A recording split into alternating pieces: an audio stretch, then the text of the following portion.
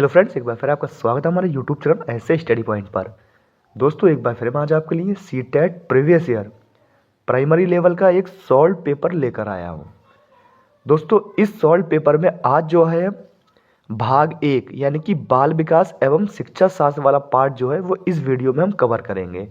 देखते हैं कि प्रीवियस ईयर में प्राइमरी लेवल पर बाल विकास एवं शिक्षा शास्त्र के किस तरह के प्रश्न जो है पूछे गए हैं। तो आइए दोस्तों, वीडियो शुरू करते हैं। पहला प्रश्न है, लेव वाइगोत्स्की के समाज संरचना सिद्धांत में दृढ़ विश्वास रखने वाले शिक्षक के नाते आप अपने बच्चों के आकलन के लिए निम्नलिखित में से किस विधि को वरीयता देंगे। आपका ऑप्शन है सहयोगी प्रोजेक्ट, मानकीकृत परीक्षण, तथ्यों पर आधारित प्रत्यास्मरण के प्रश्न या वस्तुपरक बहुविकल्पीय प्रकार के प्रश्न। 4 विकल्प दे रखे हैं दोस्तों, सही विकल्प का यहां पर आपको चयन करना है। तो दोस्तों, पहले नंबर का जो राइट आंसर आपका चला जाएगा वो ऑप्शन ए के साथ चला जाएगा, यानी कि सहयोगी प्रोजेक्ट के साथ आपका आंसर चला जाएगा। यानी ऑप्शन ए जो है इसका राइट आंसर हो जाएगा। आप चाहें दोस्तों यहां पर इसकी व्याख्या भी पढ़ सकते हैं, आंसर के साथ इसकी व्याख्या भी दे रखी है, चाहें तो आप इसकी व्याख्या भी यहां पर पढ़ सकते हैं। अगला प्रश्न देख लेते हैं। सेकंड नंबर प्रश्न है, अपनी कक्षा की व्यक्तिक भिन्नताओं से निपटने के लिए शिक्षक को चाहिए कि आपका ऑप्शन है शिक्षण और आकलन के समान और मानक तरीके हों, बच्चों को उनके अंकों के आधार पर अलग कर उनको नामित करें, बच्चों से बातचीत करें और उनके दृष्टिकोण को महत्व दें, या विद्यार्थियों के लिए कठोर नियमों को लागू करें। 4 ऑप्शन दे रखे हैं दोस्तों, सही ऑप्शन यहां पर आपको चूज करना है। तो सेकंड नंबर का जो राइट आंसर आपका चला जाएगा दोस्तों वो ऑप्शन सी के साथ चला जाएगा, यानी कि आपका बच्चों से बातचीत करें और उनके दृष्टिकोण को महत्व दें। Option C is right answer. आप यहां पर इसकी व्याख्या के साथ इसका आंसर देख सकते हैं दोस्तों। अगला प्रश्न यहां पर देख लेते हैं। थर्ड नंबर प्रश्न है, आकलन उद्देश्यपूर्ण होता है यदि आपका ऑप्शन है इससे विद्यार्थियों में भय और तनाव का संचार हो, इससे विद्यार्थियों और शिक्षकों को प्रतिपुष्टि यानी कि फीडबैक प्राप्त हो, यह केवल एक बार वर्ष के अंत में हो, या डी नंबर है दोस्तों विद्यार्थियों की उपलब्धियों में अंतर करने के लिए तुलनात्मक मूल्यांकन किए जाएं। 4 ऑप्शन है, सही ऑप्शन का यहां पर चयन करना है दोस्तों आपको। तो प्रश्न जो 3 है दोस्तों, इसका जो राइट आंसर आपका चला जाएगा वो ऑप्शन बी के साथ चला जाएगा, इससे विद्यार्थियों और शिक्षकों को प्रतिपुष्टि यानी कि फीडबैक प्राप्त हो। ऑप्शन बी जो हो जाएगा इसका राइट आंसर हो जाएगा। यहां पर इसकी व्याख्या भी दोस्तों यहां पर पढ़ सकते हैं। अगला प्रश्न देख लेते हैं। 4 नंबर, चौथा नंबर प्रश्न यहां पर है, राष्ट्रीय पाठ्यचर्या के रूपरेखा एनसीएफ 2005 के अनुसार शिक्षक की भूमिका है सत्तावादी, अधिनायकीय, अनुमतिपरक या सुविधाजनक। तो दोस्तों इसका जो राइट आंसर दे रखा है वो ऑप्शन डी दे रखा है, यानी कि सुविधाजनक दे रखा है। Option D is right answer. अगला प्रश्न है 5 नंबर प्रश्न है, अनुसंधान सुझाते हैं कि एक विविध कक्षा में अपने विद्यार्थियों से शिक्षिका की अपेक्षाएं विद्यार्थियों के अधिगम आपके ऑप्शन है पर महत्वपूर्ण प्रभाव छोड़ती हैं, का एकमात्र निर्धारक होती है, के साथ संबंधित नहीं मानी जानी चाहिए, पर कोई प्रभाव नहीं छोड़ती। 4 ऑप्शन दे रखे हैं दोस्तों, सही ऑप्शन का यहां पर आपको चयन करना है।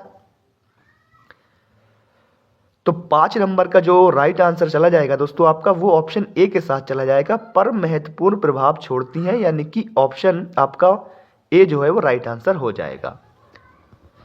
इसकी व्याख्या देख सकते हैं दोस्तों आंसर के साथ। अगला प्रश्न यहां पर देख लेते हैं। 6 नंबर प्रश्न है, छठा नंबर प्रश्न है, विशेष आवश्यकता वाले बच्चों को शामिल करना आपके ऑप्शन है एक काल्पनिक लक्ष्य है, जिनमें अक्षमता ना हो उन बच्चों के लिए हानिकारक है, विद्यालयों पर भार बढ़ा देगा, या शिक्षण के प्रति दृष्टिकोण विषय वस्तु और धारण परिवर्तन की अपेक्षा रखता है। 4 ऑप्शन दे रखे हैं दोस्तों, सही ऑप्शन का यहां पर आपको चूज करना है। तो 6 नंबर प्रश्न जो है दोस्तों उसका जो राइट आंसर आपका चला जाएगा वो ऑप्शन डी के साथ चला जाएगा। शिक्षण के प्रति दृष्टिकोण विषय वस्तु और धारण परिवर्तन की अपेक्षा रखता है। ऑप्शन डी जो है राइट आंसर हो जाएगा। अगला प्रश्न है 7 नंबर प्रश्न है, विविध प्रकार की सामाजिक, आर्थिक और सांस्कृतिक पृष्ठभूमि के बच्चों से युक्त कक्षा सभी विद्यार्थियों के अधिगम अनुभव को बढ़ाती है। ये कथन है गलत है, क्योंकि ये बच्चों के लिए दुविधा उत्पन्न कर सकता है और वे स्वयं को अलग अलग महसूस कर सकते हैं। अगला ऑप्शन है सही है, क्योंकि बच्चे अपने साथियों से अनेक कौशल सीखते हैं। सी नंबर है सही है, क्योंकि इससे कक्षा अधिक श्रेणीबद्ध दिखाई देती है। डी नंबर है गलत है, क्योंकि ये अनावश्यक स्पर्धा की ओर ले जाता है। 4 ऑप्शन है दोस्तों, सही ऑप्शन यहां पर आपको इसका बताना है। तो 7 नंबर प्रश्न का जो राइट आंसर आपका चला जाएगा दोस्तों वो ऑप्शन बी के साथ चला जाएगा। सही है, क्योंकि बच्चे अपने साथियों से अनेक कौशल सीखते हैं। ऑप्शन बी जो है इसका राइट आंसर हो जाएगा। अगला प्रश्न देख लेते हैं। 8 नंबर प्रश्न है, सुनने में असमर्थ बच्चा, आपका ऑप्शन है श्रवण असमर्थता वाले बच्चों के विद्यालय में ही भेजा जाना चाहिए, नियमित विद्यालय में नहीं। केवल अकादमिक शिक्षा में लाभ नहीं उठा पाएगा, उससे उसके स्थान पर व्यावसायिक शिक्षा दी जानी चाहिए। अगला है, नियमित विद्यालय में बहुत अच्छा कर सकता है यदि उसे उपयुक्त सुविधा और साधन उपलब्ध कराए जाए, या नियमित विद्यालय में अपने सहपाठियों के समान कभी प्रदर्शन नहीं कर सकेगा। 4 ऑप्शन है दोस्तों, सही ऑप्शन यहां पर आपको बताना है। तो 8 नंबर का जो राइट आंसर चला जाएगा वो ऑप्शन सी के साथ चला जाएगा। नियमित विद्यालय में बहुत अच्छा कर सकता है यदि उसे उपयुक्त सुविधा और साधन उपलब्ध कराया जाए। ऑप्शन सी जो है इसका राइट आंसर हो जाएगा। अगला प्रश्न देख लेते हैं यहां पर।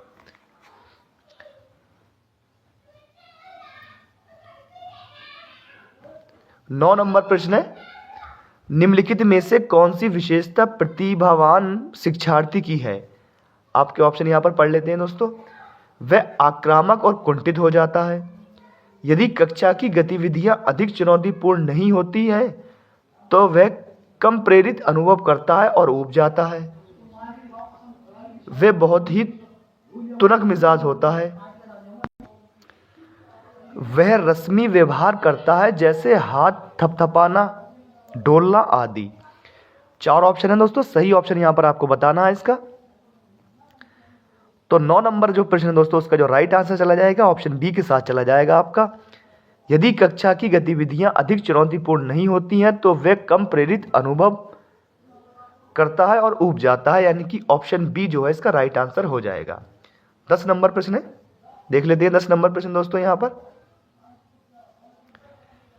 एक शिक्षिका अपनी प्राथमिक कक्षा में प्रभावी अधिगम को बढ़ा सकती है। आपके ऑप्शन देख लेते हैं। अधिगम में छोटी छोटी उपलब्धियों के लिए पुरस्कार देकर, ड्रिल और अभ्यास के द्वारा, अपने विद्यार्थियों में प्रतियोगिता को प्रोत्साहन देकर, विषय वस्तु को विद्यार्थियों के जीवन के साथ संबंधित कर गए। 4 ऑप्शन है दोस्तों, सही ऑप्शन का यहां पर आपको चयन करना है। तो दोस्तों 10 नंबर का जो राइट आंसर आपका चला जाएगा वो ऑप्शन डी के साथ चला जाएगा। विषय वस्तु को विद्यार्थियों के जीवन के साथ संबंधित करके, ऑप्शन डी जो है इसका राइट आंसर हो जाएगा। अगला प्रश्न है 11 नंबर प्रश्न यहां पर देख लेते हैं दोस्तों। बच्चों के बारे में निम्नलिखित कथनों में से कौन से सही हैं। आपके ऑप्शन है, बच्चे जानकारी के निष्क्रिय प्राप्त करता है, बच्चे समस्या समाधान करता है, बच्चे वैज्ञानिक शोध करता है, बच्चे पर्यावरण के सक्रिय अन्वेषक हैं। और यहां पर 4 ऑप्शन दे रखे हैं दोस्तों, सही ऑप्शन यहां पर आपको इसका चयन करना है। तो 11 नंबर का दोस्तों जो राइट आंसर आपका चला जाएगा वो आपका चला जाएगा ऑप्शन यानी कि बी के साथ चला जाएगा। यानी इसमें जो सही आपके हो जाएंगे वो आपके हो जाएंगे दूसरा, तीसरा, चौथा कथन जो है आपका ठीक हो जाएगा यहां पर। यानी बच्चे समस्या समाधान करता है और बच्चे वैज्ञानिक शोधकर्ता हैं, या बच्चे पर्यावरण के सक्रिय अन्वेषक हैं। निष्क्रिय दोस्तों ये नहीं होगा, क्योंकि ये कट जाएगा, क्योंकि ये नेगेटिव कीवर्ड्स में जा रहा है। तो इसका जो राइट आंसर चला जाएगा वो ऑप्शन बी के साथ चला जाएगा। 12 नंबर प्रश्न है, विद्यार्थियों में संप्रत्यात्मक विकास को प्रोत्साहन देने के लिए निम्नलिखित में से कौन सी विधि सबसे प्रभावी है? आपके ऑप्शन है पुराने प्रत्ययों से किसी संदर्भ के बिना नए प्रत्ययों को अपने आप समझा जाना चाहिए, याद करने के लिए कहकर विद्यार्थियों के गलत विचारों को सही विचारों में बदलना, विद्यार्थियों को बहुत से उदाहरण देना और उन्हें तर्क शक्ति का उपयोग करने के लिए प्रोत्साहित करना, जब तक विद्यार्थियों में वांछित संप्रत्यात्मक परिवर्तन न हो जाए तब तक दंड का उपयोग करना। 4 ऑप्शन दे रखे हैं दोस्तों, सही ऑप्शन का यहाँ पर आपको चूज करना है। तो 12 नंबर प्रश्न का जो राइट आंसर आपका चला जाएगा दोस्तों वो ऑप्शन सी के साथ चला जाएगा, विद्यार्थियों को बहुत से उदाहरण देना और उन्हें तर्क शक्ति का उपयोग करने के लिए प्रोत्साहित करना। ऑप्शन सी जो है इसका राइट आंसर हो जाएगा। अगला प्रश्न है 13 नंबर प्रश्न है, प्राथमिक विद्यालय के बच्चे उस वातावरण में सबसे प्रभावी ढंग से सीखेंगे, ऑप्शन पढ़ लेते हैं, जहां उनकी संवेगात्मक आवश्यकताओं की पूर्ति होती है और वे अनुभव करते हैं कि वे महत्वपूर्ण हैं। या बी नंबर है, जहां शिक्षक एकाधिकारवादी है और स्पष्ट आदेश देता है कि क्या किया जाना चाहिए, जहां मूल रूप से पढ़ने लिखने और गणित की संज्ञानात्मक कुशलताओं पर ही ध्यान का केंद्र होता है और बल दिया जाता है, या जहां शिक्षक सारे अधिगमों में आगे होता है और विद्यार्थी से निष्क्रिय रहने की अपेक्षा करता है। दोस्तों सही ऑप्शन का यहां पर आपको चुनाव करना है। तो 13 नंबर का जो राइट आंसर आपका चला जाएगा दोस्तों वो ऑप्शन ए के साथ चला जाएगा, जहां उनकी संवेगात्मक आवश्यकताओं की पूर्ति होती है और वे अनुभव करते हैं कि वे महत्वपूर्ण है। ऑप्शन ए इसका राइट आंसर हो जाएगा। 14 नंबर प्रश्न है, एक बच्चा खिड़की के सामने से एक कौवे को उड़ता हुआ देखता है और कहता है एक पक्षी। इससे बच्चे के विचार के बारे में क्या पता चलता है? देख लेते हैं। बच्चे की स्मृतियां पहले से भंडारित होती हैं, बच्चे में पक्षी का प्रत्य विकसित हो चुका है, बच्चे ने अपने अनुभव बताने के लिए भाषा के कुछ उपकरणों का विकास कर लिया है। दोस्तों यहां पर 4 ऑप्शन है, सही ऑप्शन को यहां पर आपको उसका चयन करना है। तो 14 नंबर का जो राइट आंसर आपका चला जाएगा दोस्तों वो चला जाएगा आपका ऑप्शन डी के साथ चला जाएगा, यानी कि केवल बी के साथ, यानी बी ऑप्शन आपका यहां पर देख लेते हैं, बच्चे में पक्षी का प्रत्य विकसित हो चुका है। तो इसका जो राइट आंसर हो जाएगा वो ऑप्शन डी हो जाएगा। 15 नंबर प्रश्न है, कोई शिक्षिका अपने विद्यार्थियों को क्या कहे कि उन्हें भीतरी प्रेरणा के साथ कार्य करने के लिए प्रोत्साहित कर सके? आपका ऑप्शन है, चलो इसे उसके हल करने से पहले समाप्त कर लो, तुम उसके जैसे क्यों नहीं हो सकते, देखो उसने उसे एकदम ठीक कर दिया, काम जल्दी पूरा करो तो तुम्हें एक टॉफी मिलेगी, इसे करने की कोशिश करो तुम सीख जाओगे। सही ऑप्शन दोस्तों इसमें बताना है आपको। तो 15 नंबर का जो राइट आंसर आपका चला जाएगा वो ऑप्शन डी के साथ चला जाएगा, इसे करने की कोशिश करो तुम सीख जाओगे, यानी कि ऑप्शन डी जो है इसका राइट आंसर हो जाएगा। 16 नंबर प्रश्न यहां पर देख लेते हैं, कोई शिक्षिका अपने विद्यार्थियों को अध्ययन करने हेतु आंतरिक रूप से उत्प्रेरित करने के लिए कैसे प्रोत्साहित कर सकती है? आपके ऑप्शन है, उनमें चिंता और डर पैदा करके, प्रतियोगात्मक परीक्षण से, व्यक्तिगत लक्ष्य निर्धारित करने और उनमें निपुणता पाने में उन्हें मदद देकर, साफ दिखाई पड़ने वाले इनाम देकर जैसे टॉफी। सही ऑप्शन का दोस्तों यहां पर आपको चयन करना है इसका। तो 16 नंबर का जो राइट आंसर आपका चला जाएगा वो ऑप्शन सी के साथ चला जाएगा, व्यक्तिगत लक्ष्य निर्धारित करने और उनमें निपुणता पाने में उन्हें मदद देकर। Option C is right answer. 17 नंबर प्रश्न यहां पर देख लेते हैं, किसी प्रारंभिक कक्षा में प्रभावशाली शिक्षक का उद्देश्य विद्यार्थियों को प्रेरित करना होगा। आपके ऑप्शन है, सीखने के लिए जिससे वे जिज्ञासु बने और सीखने के लिए ही सीखना पसंद करें, रटकर याद करने के लिए जिससे वे प्रत्यास्मरण करने में अच्छे बने, दंडात्मक उपायों का प्रयोग करके जिससे वे शिक्षक का सम्मान करें, ऐसे काम करने के लिए जिससे परीक्षा के अंत में वे अच्छे अंक पा सके। 4 ऑप्शन दे रखे हैं दोस्तों, सही ऑप्शन का यहाँ पर आपको चयन करना है। तो 17 नंबर का जो राइट आंसर आपका चला जाएगा वो आपका ऑप्शन ए के साथ चला जाएगा, सीखने के लिए जिससे वे जिज्ञासु बने और सीखने के लिए ही सीखना पसंद करें, यानी कि ऑप्शन ए जो है इसका राइट आंसर हो जाएगा। 18 नंबर प्रश्न है, निम्नलिखित में से कौन सा उदाहरण प्रभावशाली विद्यालय की प्रथा का है? आपके ऑप्शन है निरंतर तुलनात्मक मूल्यांकन, शारीरिक दंड, व्यक्ति सापेक्ष अधिगम या प्रतियोगितात्मक कक्षा। 4 ऑप्शन दे रखे हैं दोस्तों, सही ऑप्शन का यहाँ पर आपको चूज करना है। तो 18 नंबर का जो राइट आंसर आपका चला जाएगा दोस्तों वो आपका चला जाएगा ऑप्शन सी के साथ चला जाएगा, व्यक्ति सापेक्ष अधिगम के साथ चला जाएगा। Option C is right answer.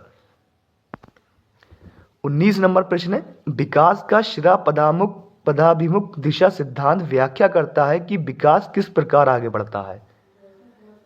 सामान्य से विशिष्ट कार्यों की ओर, भिन्न से एकीकृत कार्यों की ओर, सिर से पैर की ओर या ग्रामीण से शहरी क्षेत्रों की ओर।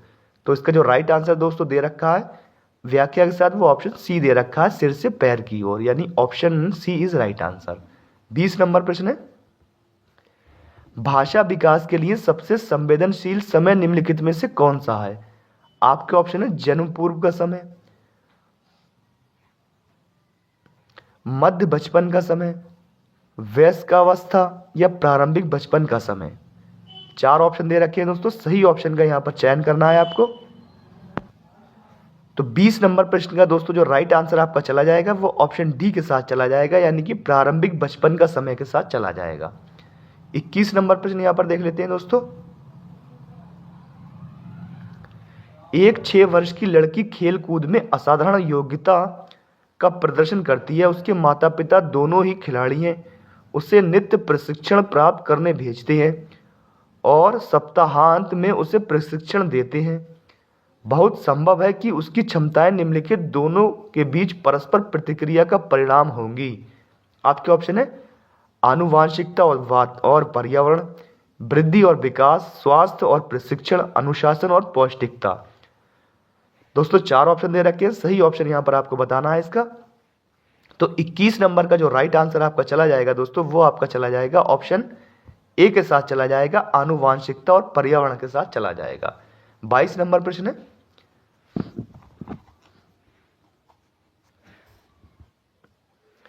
निम्नलिखित में से कौन सा सामाजिकरण के गौण वाहक हो सकते हैं? आपके ऑप्शन है परिवार और पड़ोस, विद्यालय और पड़ोस, विद्यालय और निकटतम परिवार के सदस्य, परिवार और रिश्तेदार। तो 22 नंबर का दोस्तों जो राइट आंसर आपका चला जाएगा वो चला जाएगा आपका, यानी सामाजिकरण के गौण वाहक में चला जाएगा विद्यालय और पड़ोस, आस पड़ोस, पास पड़ोस चला जाएगा, यानी कि ऑप्शन बी जो है इसका वो राइट आंसर में चला जाएगा आपका।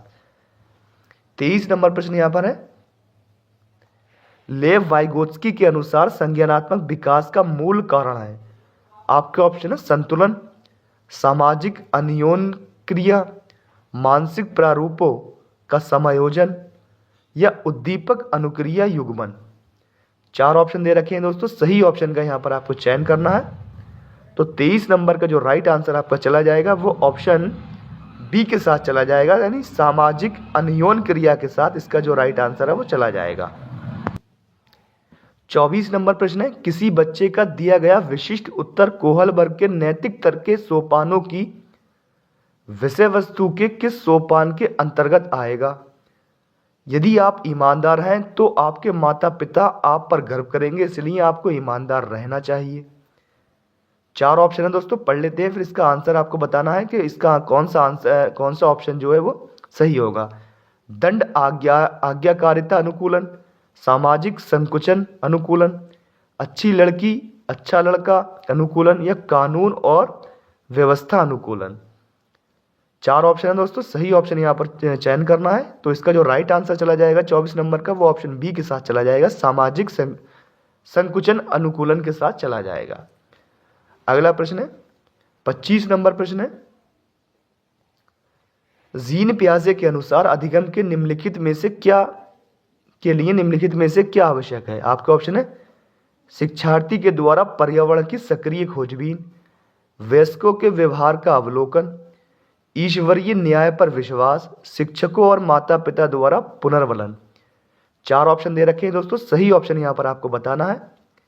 तो 25 नंबर का जो राइट आंसर चला जाएगा आपका दोस्तों, वो ऑप्शन ए के साथ चला जाएगा, शिक्षार्थी के द्वारा पर्यावरण की सक्रिय खोजबीन के साथ इसका जो राइट आंसर है वो चला जाएगा। 26 नंबर है,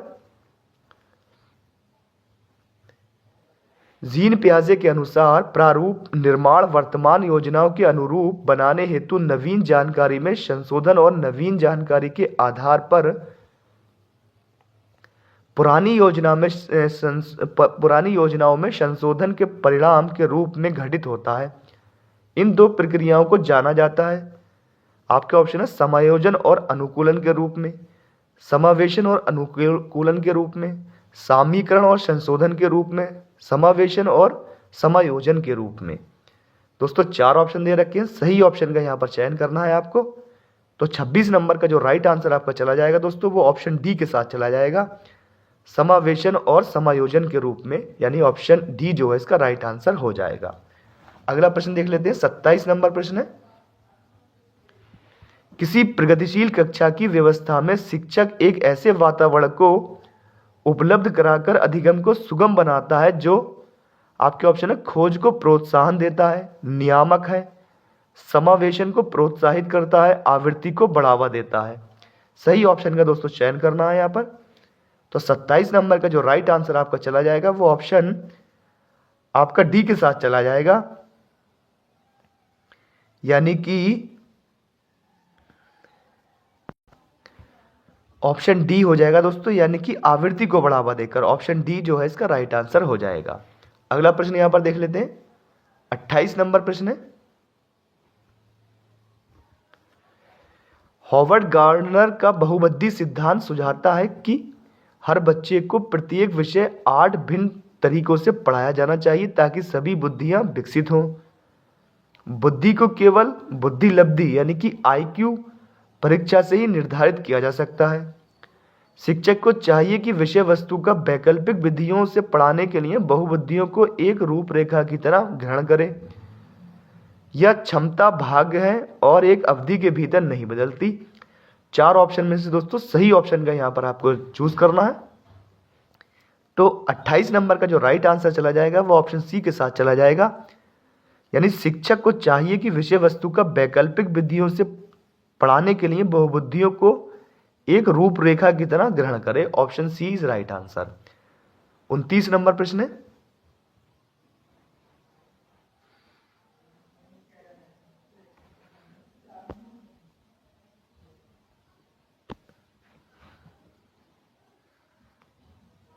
कोई 5 साल की लड़की एक टी शर्ट को तय करते हुए अपने आप से बात करती है। लड़की द्वारा प्रदर्शित व्यवहार के संदर्भ में निम्नलिखित में से कौन सा कथन सही है?